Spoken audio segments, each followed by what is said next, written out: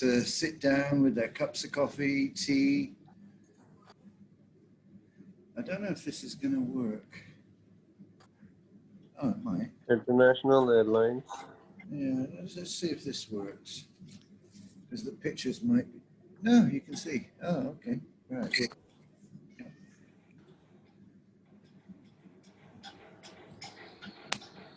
So, ladies and gentlemen, part 2. I don't know what's happened to my camera, but I've gone blue. Yeah. Yeah, don't worry. I'm not an alien or anything, although I could be.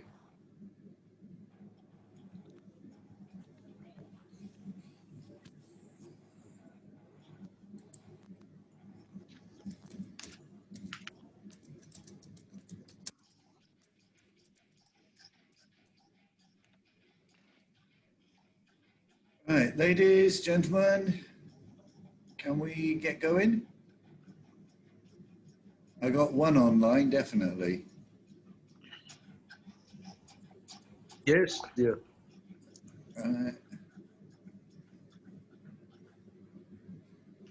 Okay. In the last session, yeah, my camera, I've gone blue. Okay. Don't worry, I'm not sick. It's weird thing with the camera. We mentioned very briefly international organizations, and of course we started off with IATA. Can you remember what year was IATA founded? 1945. Yeah, 1945. They had to do it because airlines were already going all over the world. And I have a little family thing here called International Airlines of the World. This is from about 1930s, okay? And you used to collect these cards and stick them in a book. So here's the galley of an aircraft from that time. One interesting thing is this middle one. It's a flying boat. Yeah, airplanes didn't just take off and land at airports. They used to take off and land on the sea, a flying boat. When our classes start, I'll bring this type of thing in because I think it's good for us to see how the history of travel has developed over the last 100 years. So now what we're going to talk about is visas, or basically it's called travel formalities. Okay.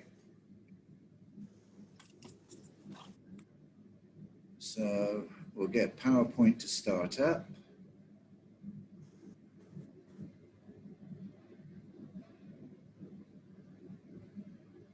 We'll try and get PowerPoint to start up.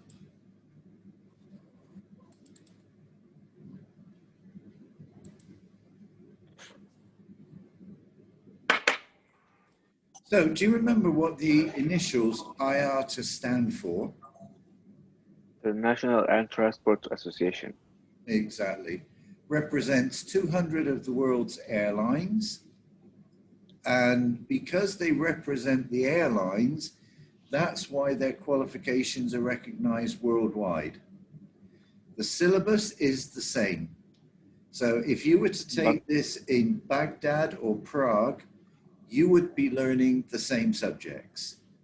Your test. But how come? Yeah. How come hotels are involved in that?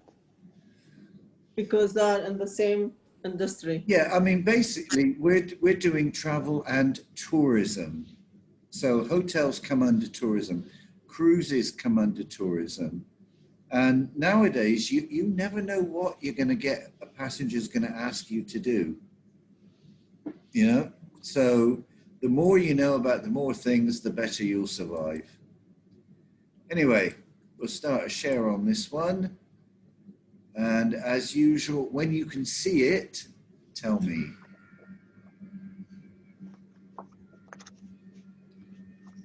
So Tell me when it comes up. Yes, now. Right. And it's slowed down again. So in the training kit, this comes under module 3, okay? And it's called Travel Formalities. We have to know about passports, yeah? Here you can see the old or the current Bahrain passport. Bahrain has negotiated with the Schengen states to have like visa-free, but Bahrain passports need to be updated to this type with this symbol here, biometric passports. This is the passport with a computer chip so that people, you know, they can see your picture, your thumbprint, all this type of stuff. So when Bahrain starts moving over to biometric passports, people with those passports will not need a visa for Schengen. They'll just go in and they'll be able to travel. Because Bahrain is not a risky country, you know. There are special types of passport, like here, this is a German Kinderausweis. This is a child's passport, which can be used up to the age of 16, okay? Once you hit 16, you need the full passport. Visas. This is the way countries decide who comes in, how many, and for how long. And we also have to look at health. Obviously, health restrictions are completely different now than they were pre-COVID, but some things never change. And airport tax. Now, generally these days, if you have to pay a tax, it's included on the ticket and it's paid on the ticket. But some countries want you to pay in cash at the airport, okay? We used to pay the airport departure tax at the airport earlier. Yeah, in Bahrain we used to do that, yeah.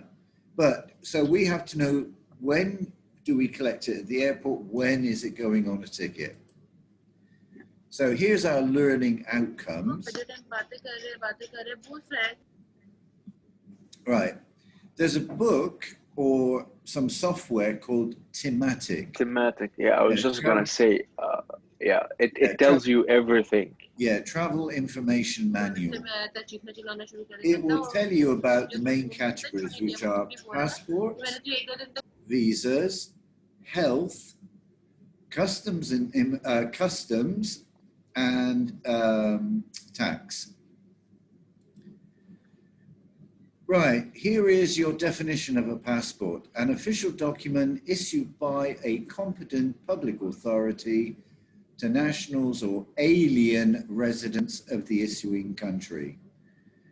Alien, the real meaning of the word alien means Non-national. A foreigner, someone outside your country. It doesn't necessarily mean our friend E.T. here, okay? Now, what information is usually contained in a passport? The family name or equivalent. Lots of the world's cultures don't have family names. Most Arabs don't have a family name. People in Iceland don't have a family name. Have you heard of the names Johnson, Thompson, Peterson? Yeah. Yeah, it just means son of Peter, son of John. So my name is Peter. If I was in Iceland and I had a son and called him Peter, he would be Peter Peterson. Oh. So that's where all these English names ending in son come from. It will have the given names or first names. Naturally, it will have the nationality, date of birth, gender, and believe it or not, there's only two, male and female. Place of birth, because sometimes nationality is complicated by the place of birth. For instance, I have a British passport, but because I wasn't born in the UK, different rules apply to me in some countries. Sometimes you can get children on the passport, okay? Then, what's the information going to be there? Date of issue. Who issued it? The issuing authority. So in Bahrain, it might be the Ministry of Foreign Affairs or Ministry of the Interior, whatever. It will contain the date the passport expires, observations. Now, observations are any special rules or restrictions the government wants to place on people using that passport. Many years ago, long time ago, when I first came to Bahrain 30 years ago, Bahraini passports had an observation, and it said, this passport is valid for all countries except Israel. Yeah, it was a restriction placed by the Bahrain government. It's not there now, of course. You will have the holder's photograph and signature. Generally, normally, usually, a passport is valid for 5 or 10 years. 10 is the norm, okay? Now, generally, this word generally is going to come up a lot because when it comes to passports and visas, very few rules apply to everything and everybody, okay? But generally, a passport is valid for all countries unless something is mentioned in observations, okay? The passport always has to be valid until after your journey has finished. That's the minimum requirement. If you go to some European countries, they want the passport to be valid for at least 6 months after the day you intend to leave. Why? Well, it's simple. Say somebody's on a trip to Europe and they're involved in an accident and they're in hospital for 3 months and their passport runs out whilst they're in hospital. How are they going to travel with a passport that isn't valid? So some countries, they say, right, if you're going back on the 1st of January, make sure your passport's valid for 6 months more than that, just in case. Always make sure you've got, always make sure your passenger has enough blank pages. Excuse me. This is a real problem. Yeah, because if all your passport pages are full, some countries won't let you in because they can't stamp. This is one of the reasons why, you know, when Bahrainis cross the causeway to Saudi, nowadays you don't have to have your passport stamped. One time you did, and then the passport used to fill up so fast. But make sure your passengers always have extra blank pages, just in case.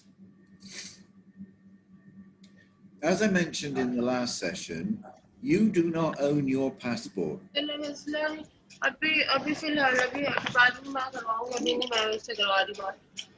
Sorry,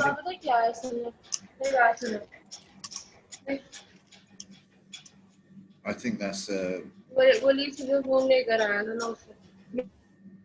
I think that's not intended for us. okay. I was desperately listening for that.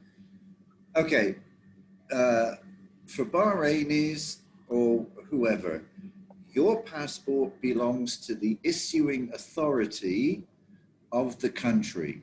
This is why if you lose a passport, it's a lot of problems because you've lost something that belongs to somebody else.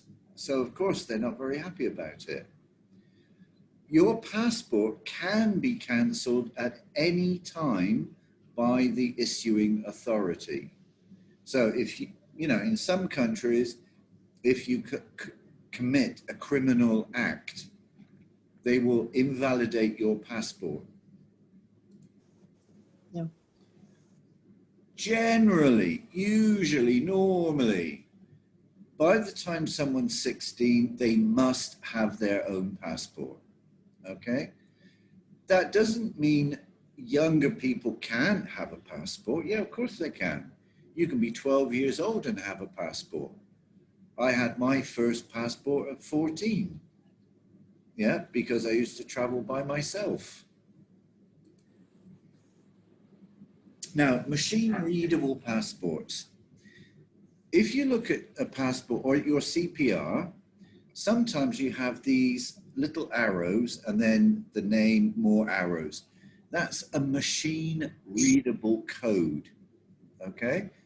And what you can do is you can just zap it through a machine and the machine can read all the information. Saves the person typing everything in, okay? These are not so secure these days, okay? When they started, they were very secure, but now machine readable passports, it's easy to cut out the front page. Oh, now why do they have to do this? Okay, say the Bahrain authorities, they would like to know where are visitors coming from? Yeah, how many? What do they spend? Because then the tourist office can say, oh, wow, we're getting a lot of people from France. Let's do, when they do their national exhibition, let's have an extra booth there because we're getting a lot of business from them. On the other hand, I have a funny feeling that not many people come to Bahrain from Djibouti. So maybe the Bahrain government is going to say, look, we have 300-400 people a year from Djibouti, not worth doing an exhibition there. Electronic passports. Now, most European countries and all Schengen state countries have e-passports, electronic passports. They have very high security because within the passport, there is a microchip. And that microchip has all sorts of things. Sometimes it can have your retinal pattern. It will definitely have a picture of you. So when you go to places like Heathrow, you put the passport down on a machine, it electronically reads the chip, compares it to your picture that it's got with a camera, and if it all matches and it's all nice, you walk through. You don't see any people. The good thing about the e-passports is where this facility is available, it's very fast. But even in countries that don't have the facilities to read e-passports, it's still valid there because it will also have the machine code inside. Not everybody needs a passport to travel. Sometimes, like Bahrainis can use their CPR to go from Bahrain to Saudi. They don't need a passport, just CPR is enough. In Europe, we've been doing that before COVID-19. Sorry? That was before COVID-19. Well, yeah, I mean, this is all normally. Pre-COVID. Yeah. Yeah. No. Normally. I mean, and when COVID goes, we'll be back to that again. When I was a young kid, traveling from Germany to the Netherlands, we used to walk across the border, hold up our identity card and just walk past the man. And he'd be there eating a sandwich or drinking a coffee or something. You know, our immigration was quite easygoing even when I was a kid. So identity cards ID I have card. a story to tell here. Sorry? I have a story to say here. Yeah, go, please. In 1995, my husband and I, with the two children, we visited Tenerife. And Tenerife. yes, Oh, it's a and very, very nice place. yeah, and on arrival, we are so used at going to a counter, giving our passport to stamp, and we arrived there, and everybody were just, waving their passport, their cards or whatever it was, and just moving away. And we were just standing there trying to find out where to go. And when we approached one of the counters, he was just, as you said, drinking tea and just telling us, just go, go, go. Go, go, And I go. was saying, I need a stamp in my passport. And he was like, oh, wow, now I have to leave my coffee and Yeah. stamp in her passport. It took us, like 2-3 hours just to get someone to look at our passports and allow us in, because they were not used to the concept of, people other than the, EU countries probably were only the visitors. So that's something that I always remember, and Yeah, but now with Schengen, you get into one country, you can travel to all of them. No one's going to look at anything. In fact, what you could do is Google border, Germany, Netherlands, or Netherlands, Belgium. Sometimes the border of the country is just a couple of lines on the road, and you just walk across. There's nothing. I mean, I know one cafe that is 60% in the Netherlands and the other bit is in Belgium. But funny thing is, in Belgium, cafes have to close on a Sunday at 11 o'clock. So they have to close those seats at 11 o'clock and keep the seats that are still in Holland, they can keep open to 1 or 2. Yeah, so there are still some funny little things, but not many. So, identity cards, that can be used instead of a passport. There's a thing called a travel certificate, which is very rare these days, but it's called a travel certificate. And it's basically, it looks like a passport, but it's called a certificate. It's used for people who travel within 1 or 2 countries only. Military identity cards, definitely. Seaman books. Merchant sailors, they have a special type of passport called a seaman's book. Okay? So they can use that instead of a normal passports. Some countries, you can use your birth certificate. So there's more than one way of proving your identity. And that's basically what a passport is for. It's to prove who you are, what is your nationality. Because based on that, that decides what countries you can go to. So the basic types of passport, we have a normal passport, and that's issued to citizens of that country. Okay? We have an alien's passport. Now, an alien's passport is a passport issued to someone who lives in that country but isn't a citizen of that country. I have an alien passport for Singapore. It's for permanent residents. So the Singapore passport is red, but mine is blue because I can travel like a Singaporean, but I don't have that citizenship. Then you have children's identity cards. Germany has a thing called a Kinderausweis, which is a children's pass. Yeah, it's not accepted in every country of the world. Okay, so if you have a special document like a children's passport, you have to make sure through Timatic, is that acceptable for the countries you're going to? Diplomatic or consular passports. In Bahrain, we have lots of embassies.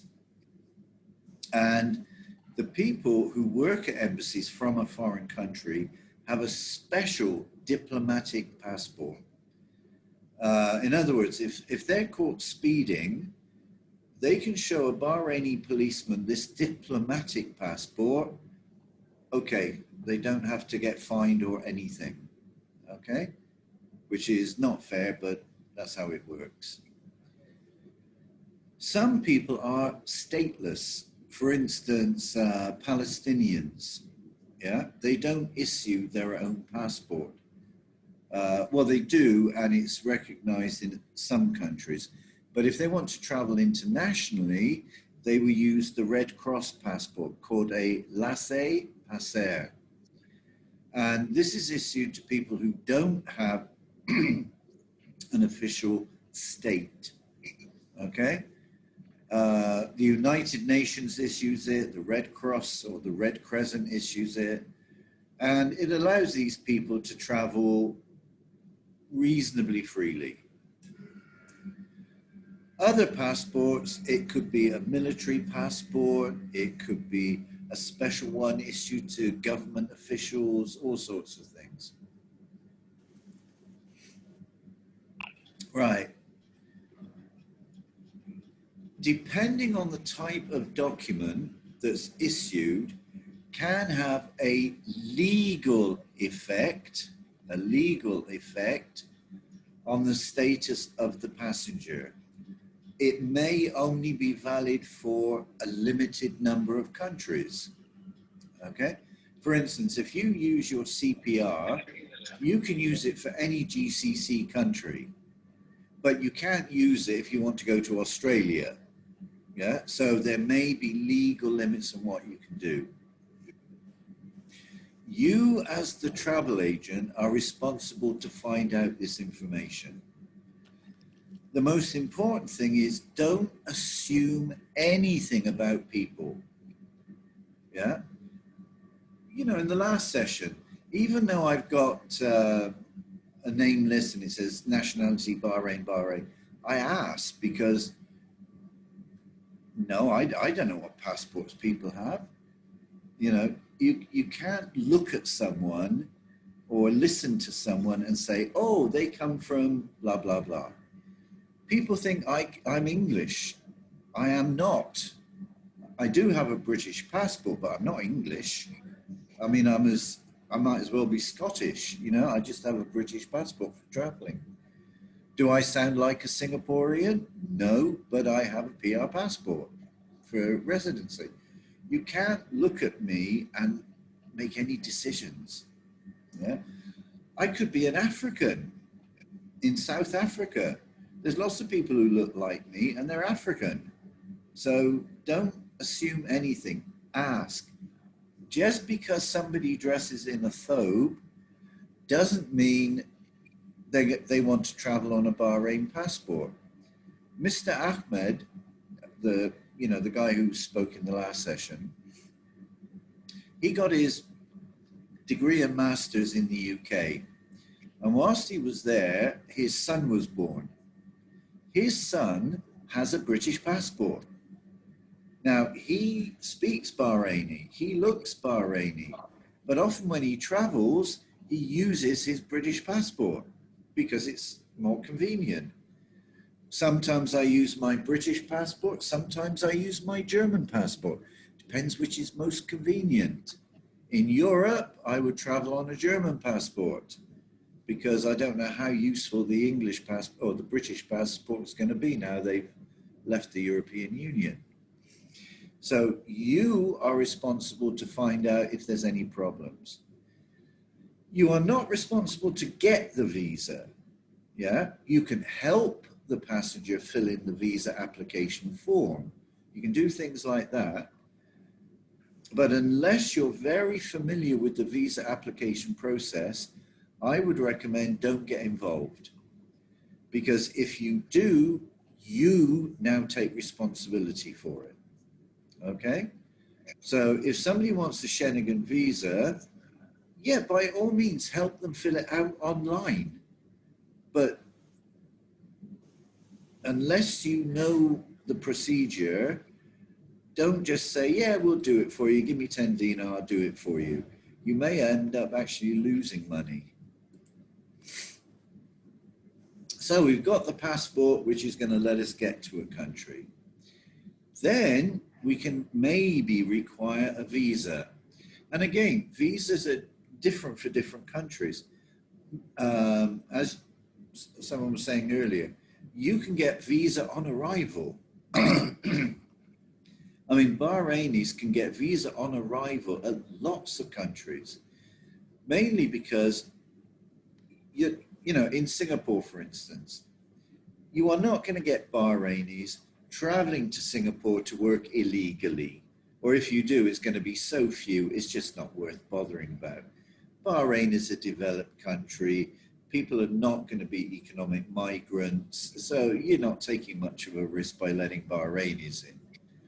On the other hand, if someone is from Sri Lanka, you may want to be a little bit more careful. So sometimes you can get the visa on arrival, sometimes you have to apply in advance. Okay? What the passport identifies you, gives your nationality. The visa says you can come into this country, okay, for a certain period of time, so many times a year, whatever. A visa does not guarantee entry into a country. Now that's a very important point. Yeah. You can have a valid passport, a valid visa. They can still refuse you for no reason when you get to the airport. They don't like you. They can refuse you entry. Of course, it doesn't happen very often. Normally when people are refused entry, it's either a mistake or the person has done something wrong. Okay? Yeah. They're trying to bring in, I don't know, they're trying to bring in a gun or something, you know, something that's not permitted. Mm-hmm. Here's the definition of a visa. It's an entry in a passport, yeah, made by an official of a government saying that has been granted, that means given, authority to enter or re-enter a country, okay? The visa normally says how long is it valid for, whether it's for one trip or multiple entries over a specific time.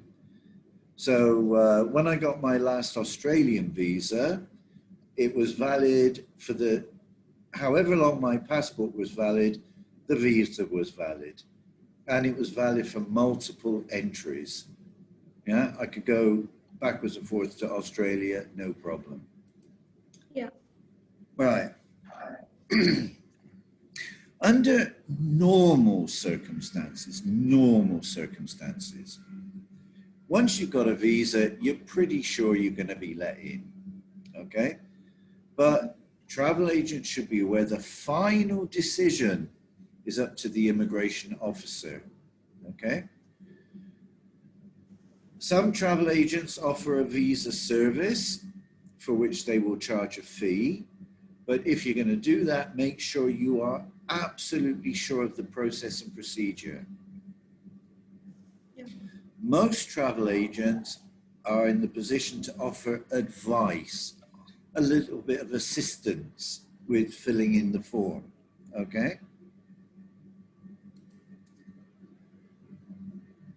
Here we are. An agent cannot assume that a traveler, no matter how well traveled he or she is, knows the regulations, okay? Just because, you know, visa regulations change. 10 years ago, I was not allowed into Saudi because they didn't give tourist visas. Now they do, I can go to Saudi. So visa regulations change. Now, what affects all this type of stuff? Well, where do you start your journey? Now, where you start your journey may not be the country of which you are a citizen. When I fly from Bahrain to London, the country of origin is Bahrain, but I'm not a Bahraini citizen. Yeah. Now, there are some countries that don't like other countries. And if you come from that country, regardless of your nationality, if you come from that country, country B won't let you in. Okay? Sometimes countries won't even let you transit a country. Now, I don't know if this is still applicable, but at one time in Saudi Arabia, they refused admission, yeah, to anyone who had visited Israel. You couldn't even do a connecting flight in Saudi. I don't know if that's still applicable, but it was at one time. Now what I would do is I would check, because things change. Where's your country of destination? Yeah, that could affect things. So you need to know, where are you starting, where are you finishing, and where's in the middle. In Bahrain, we don't have a re-entry permit system. Sorry, Mr. Biram, can you explain transit visa again? Okay, for a visa, you have to take into account the following. Where does the journey start? Where does the journey finish? And what countries are in between? Okay. Of course, you need the nationality as well, but for the journey side, start, finish, what's in the middle, you need to know that. Yeah. Some countries don't allow people in and out freely. Now, in Bahrain, if you're a member of the BDF, Bahrain Defense Force, if you want to leave Bahrain, you have to apply for an exit visa. Yeah? Yes. Right. You don't need a re-entry visa to come back, but you need one to go out. In some countries, you need a visa from your home country to leave and come back. So you have to check, even though this person is a citizen of that country, are there any restrictions on when they leave and when they come back? You'll need to check what type of passport. If it's a full 10-year one, you're generally okay. But if it's a children's passport, maybe you have to check. Yeah.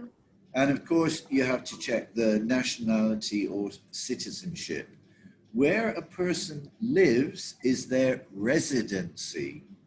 So residency is where you live. Citizenship is like nationality. What country belongs to you, or what you belong to what country. So all of these factors have to be looked at when you're applying for visas. Now, you can use the TIM manual. TIM, or Thematic, is the Travel Information Manual. Thematic is the automatic one, the one that you can find in Sabre and online. It tells you about lots of stuff: passports, visas, health, taxes, customs, currency. Just before the lesson starts, I was just checking they have now a thematic web too. Yeah, I was just checking, and it's really great. It will tell you whether you need vaccinations, whatever it is you require. It should actually, in the WhatsApp group yesterday, I sent a supplement, a travel formality supplement. Yeah. That gives you a web link to the IATA thematic, and it's free, so you can play around on that. Okay. So passports and visas are there. Health.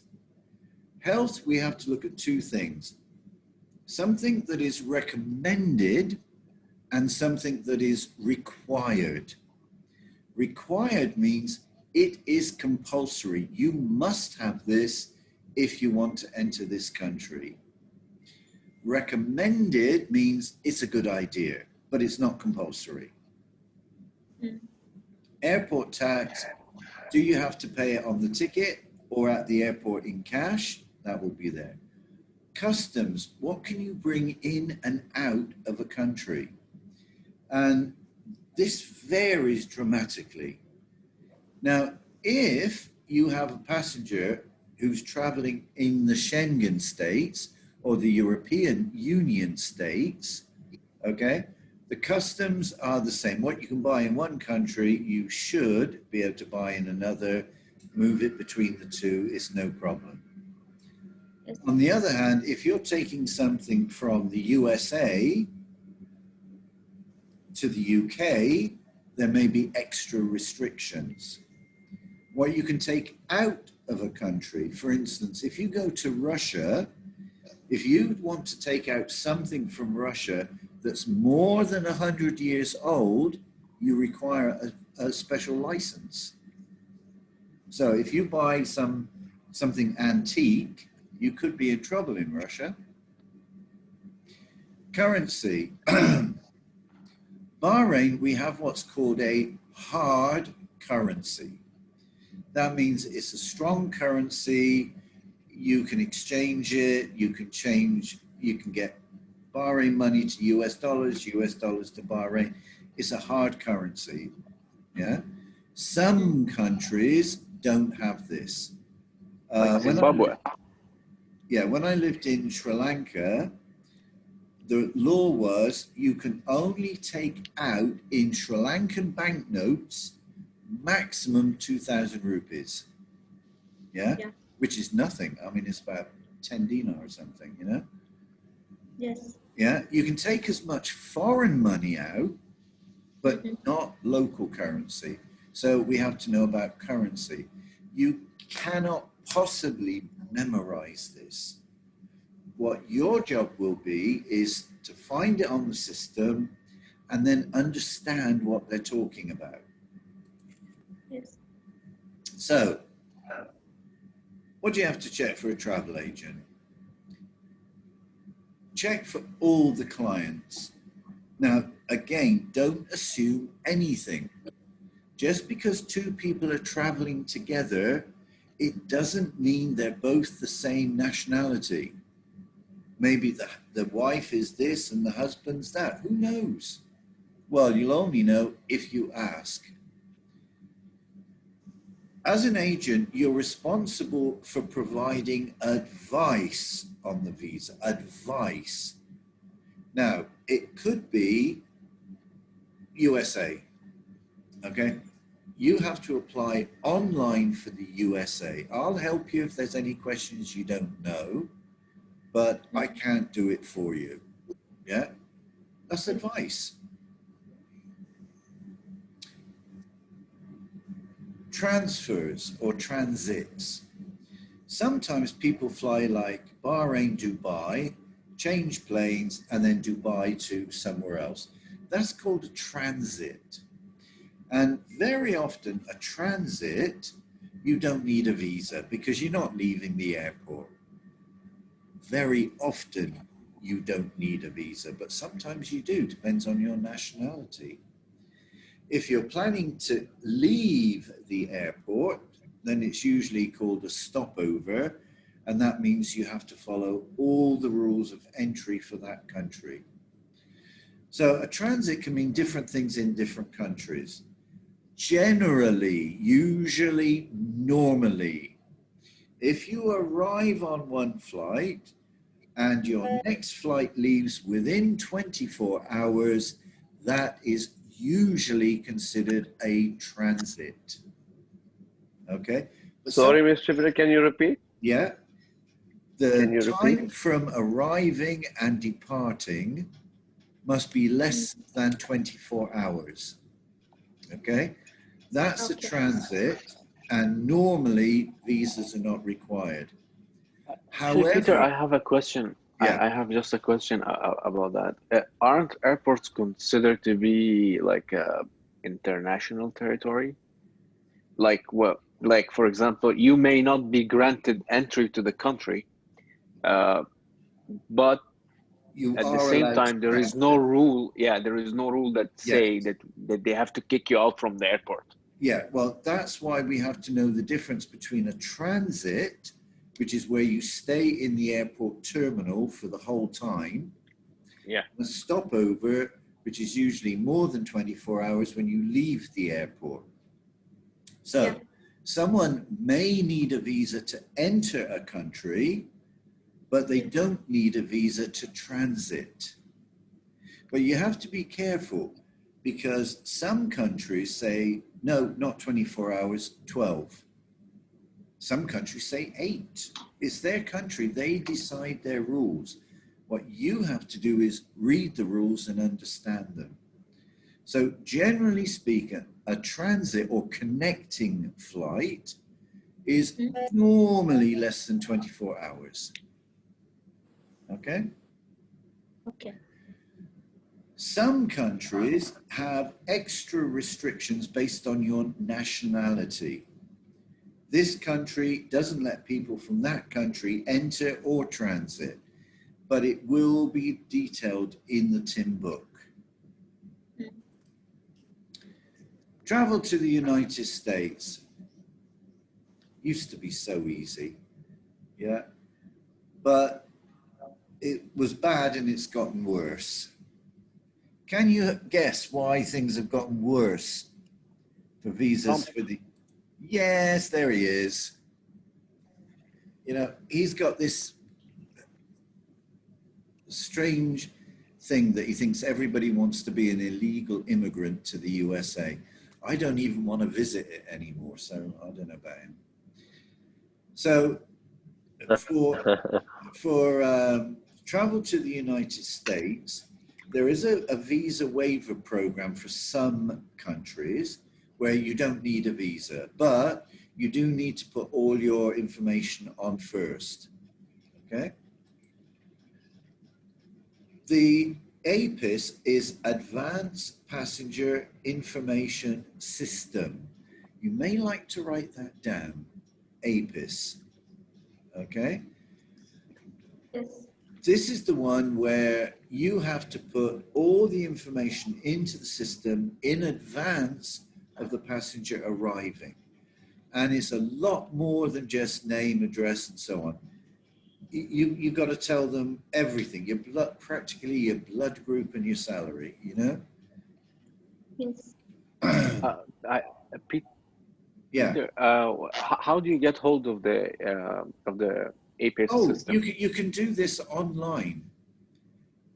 Yeah, you can do the application online. Normally, when you make your flight reservation, they will ask you all the stuff. Yeah, and they will put it into the system for you. Okay. So But for issuing as the an- ticket, it is required to be able to issue the ticket, especially to America, Canada, Yeah. all this, South America. Yeah. So it does vary. It varies a lot from country to country. But basically, for the USA, the system they use is APIS, Advanced Passenger Information System. There he is. See? Only the US? No, Canada uses APIS as well. So does Australia. Okay. so you basically have to find an equivalent for that for each country. Well, when you go to the thematic, either hard copy, website, whatever, it will tell you whether APIS information is required. What you have to remember, what does APIS mean? Yeah, Advanced Passenger Information System. So it is used in more than just America, but it's, the way it's applied and used is a bit different. Right, so currently, okay, to the flights to the USA, you've got to have complete name and be very careful if your passenger is Bahraini. because they like to pick up on things. In Bahrain, I've got friends that the name on their passport is not exactly the same as they use on their bank account or their driving license or something. Like Hussein, Hussein. But on another document, it's Hussein. And then you see Husain, because we're translating from the Arabic script into the European script, and it looks different. So make sure that the name is exactly the same as written in the passport. Because if the passport says Hussein with one S, and you put in Apis with two S's, it's going to create all sorts of problems. They do not have the brains to say, oh, it's only one extra S. No, they'll say, oh, the name doesn't match, you know, and they create all sorts of problems. So be very careful with this. So complete and accurate name, date of birth, citizenship or nationality, gender. And then they want to know the travel document, it's a passport, the number, the expiry date. And in the USA, they want to know, where are you staying for at least your first night? So that if they make a mistake at the airport, they can run around to your hotel and arrest you there. Okay? When you book a hotel in the USA, yeah, you need to get the full postal address of the hotel, including zip code. Zip code is basically the postcode. Okay.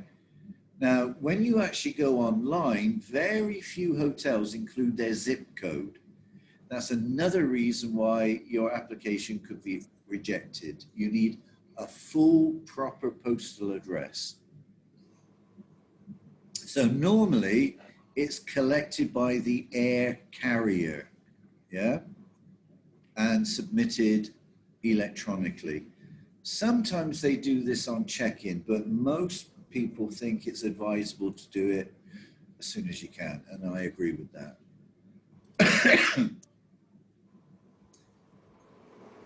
Liability limitations. Liability is not a word we use every day in English. Liability means legal responsibility, okay? So liability means legal responsibility. And by the way, you are allowed to take a dictionary, a book dictionary, to the exam with your mother language, English, whatever, because this is not an English exam. We don't want you to fail or make a mistake on a question because there's one word you don't understand. So if when you get to the airport, there's anything wrong with your documentation, yeah, the airline will just say, no, you can't come on, go away, try and rebook. The reason for this is if you bring, the airline brings in a passenger who doesn't have the correct documentation, the airline is fined for every passenger. And the fines can be really big, 10 to 20,000 US dollars. Now you got a family of 5 and the airline gets charged $10,000 for each person, 50,000 US dollars because a piece of paper wasn't right. If there's anything that's, any documentation that's not correct, they won't let you board.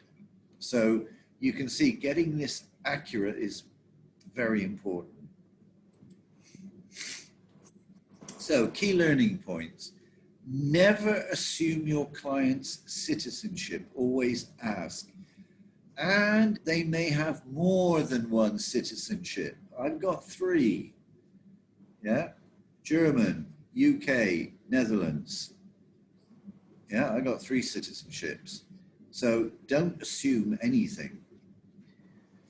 check the visa regulations before you buy the ticket and apply as far in advance as possible. One difficult thing is that some embassies say, no, we want a confirmed ticket before we'll issue the visa. But if you issue the ticket and then they refuse the visa, you could have problems. And this is where travel insurance comes in, which is a module we'll be doing shortly.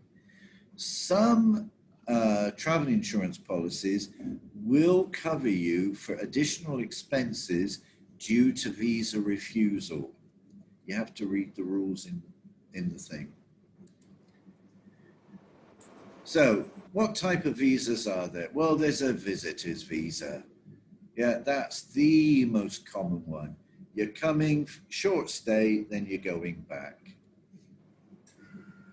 You can have a business visa. You're coming specifically for business. Now, some countries insist if you're going to do business and you're going to sign contracts and there's any form of business, you need a business visa. If you go in on a tourist visa and you get caught doing business, they'll kick you out. So you have to check, is a business visa required for that? When you arrive at the entry point, you have to make sure, you have to convince the immigration officer that you're safe to let in. You've got to have a return ticket. You've got to have enough money for your stay. Preferably, you've got as many things booked as possible, like your hotel, your car hire, all this is pre-booked. Why do they do that? Well, again, simple. The government of Bahrain could require a person to prove that they have enough money for their stay in Bahrain and they have a return ticket. Because if they come into Bahrain and they don't have a return ticket and not enough money to buy one, who has to pay to kick them out? The Bahrain government. And who pays the money for the Bahrain government? The people of Bahrain. So by making sure this person has a return ticket and enough money for their stay, the Bahrain government is saying, we are not going to waste taxpayers' money sending these people back to their own country. Okay? Which I think is pretty sensible. Yes. Transit visa, we went through briefly. It's people connecting at an airport. They're on their way to a third country. Okay? Again, it could be 24 hours, it could be 8, it could be 4 hours. It's their country. In Bahrain, the Bahrain government decides what are the regulations for entry, transit, who can come in, who cannot come in. And if you don't like it, don't go to Bahrain. If I come to your house, you will decide, take the shoes off at the door, you can sit in this room, you can do that. You decide. Coming into somebody's country is no different from coming into somebody's house. Okay, they set the rules. Now, most Peter, people, I would like to add something. Yeah. This third module, this module about the travel formalities in general, it is a key reason for why when people travel, it is better to travel with a travel agent than travel on your own. Because when you go on booking.com or whatever, or any app, it will never tell you that I need this or that or that or that, absolutely. or all these things that you actually have to go through. But you will be surprised when you reach there. Yes. Yeah, or you get to the airport and they say, no, you can't get on the flight. Yes. Yeah. Well, this is why, we are the travel doctors. We diagnose everything you need. Okay?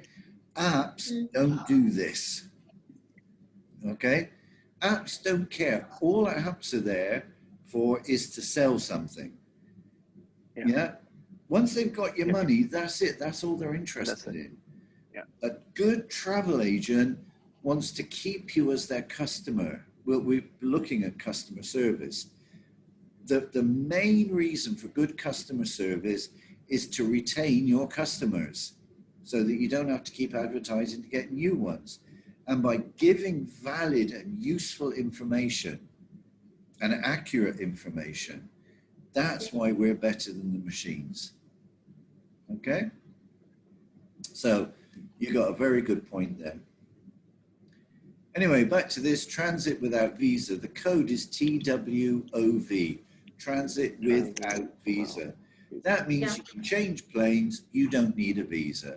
So even if you need a visa to enter the country, if you're only going to transit, you can transit without visa. However, some countries, some nationalities, even if you want to transit, you need a visa. We're going to have to read through Tim to find out.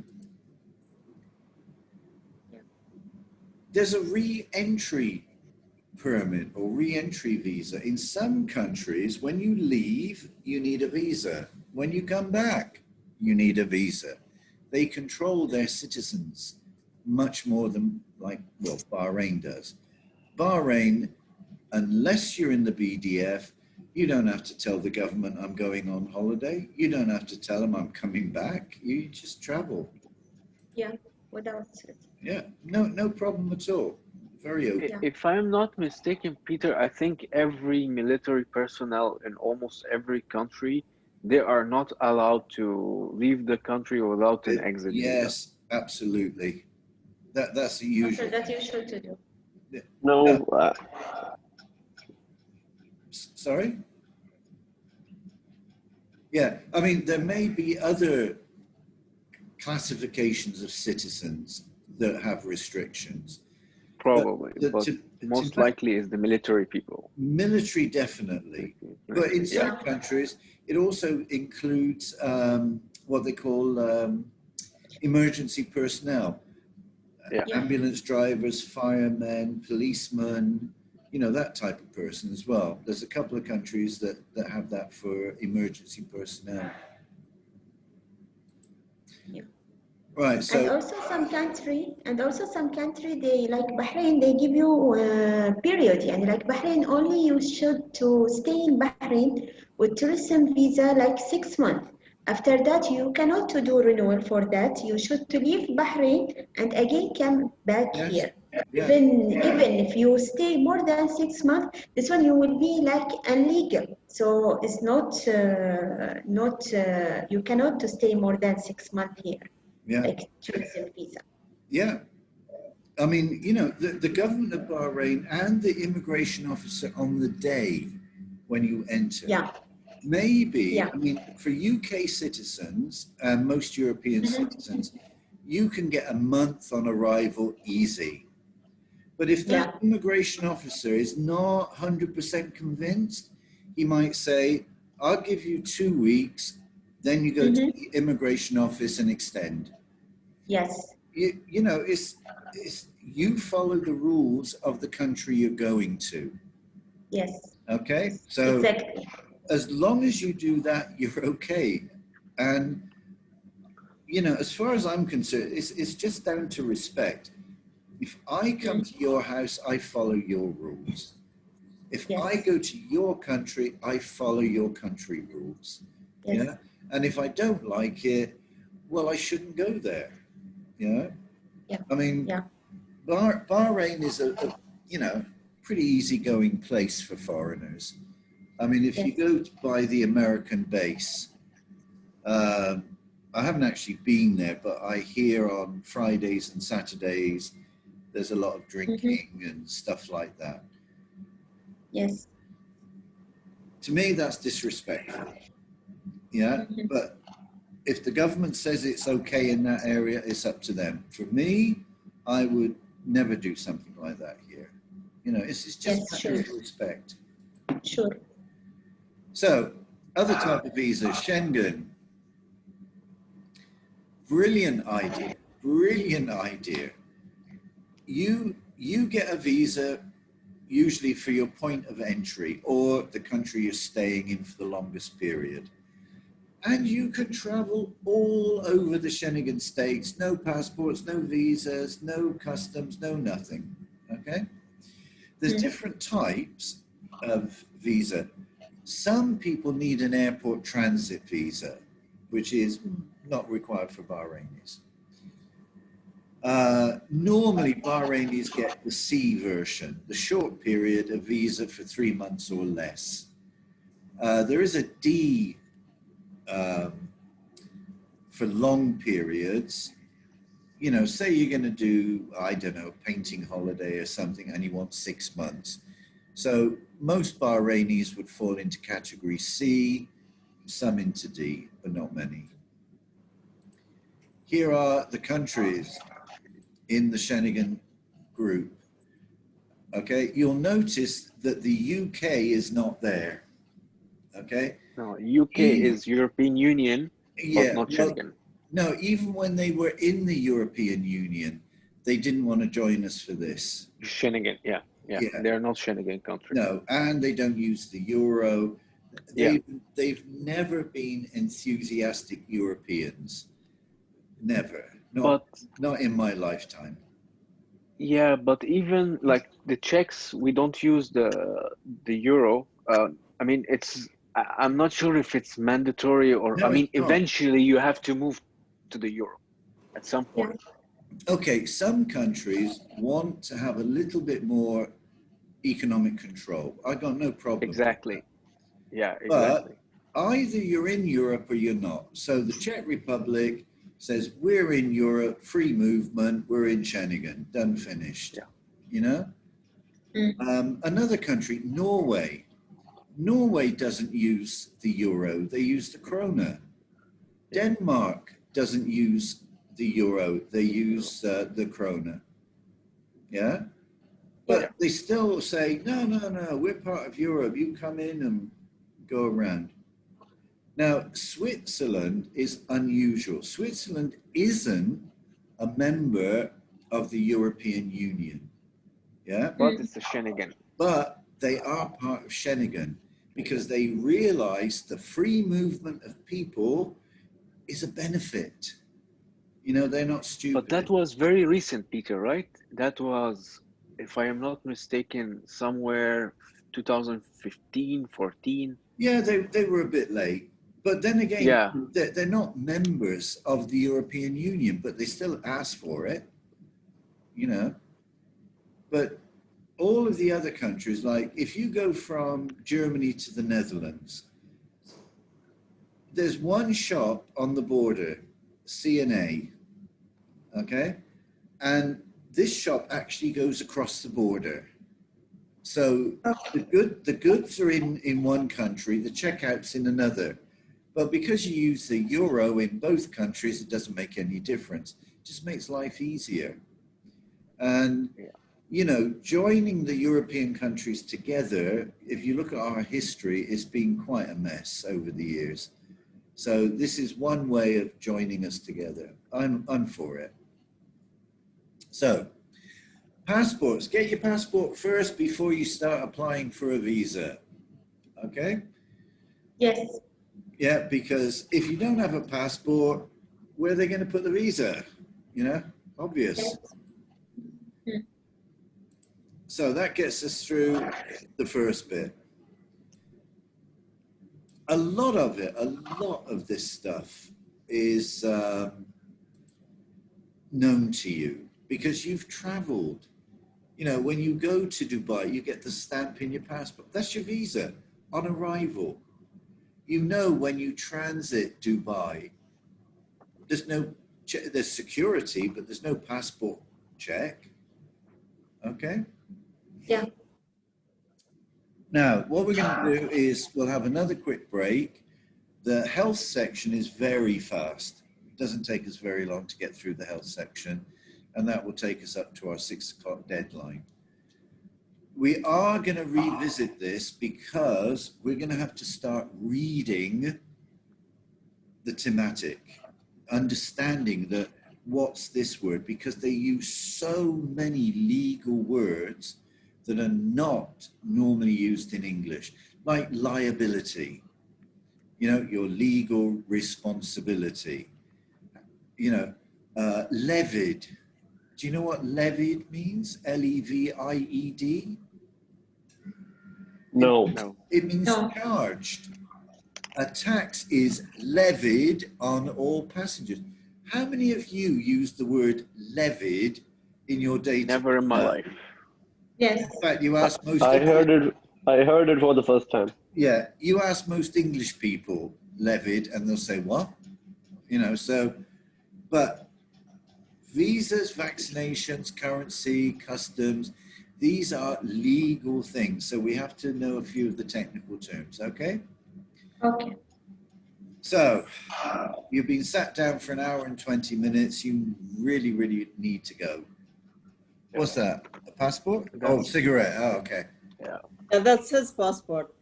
Yes. As we were going through the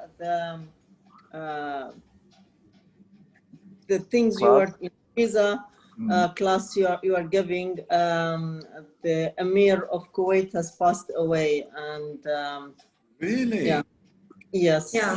so Yes. that's our condolences, people of Kuwait. Sorry, I didn't hear it. Emir Emir al-Kuwait, Kuwait. Emir al-Kuwait passed away. Yeah. So our Kuwait. condolences to people of Kuwait. It's been a bad couple of years, hasn't it? I mean, first of all, the Sultan of Oman goes, which was a really sad thing because he was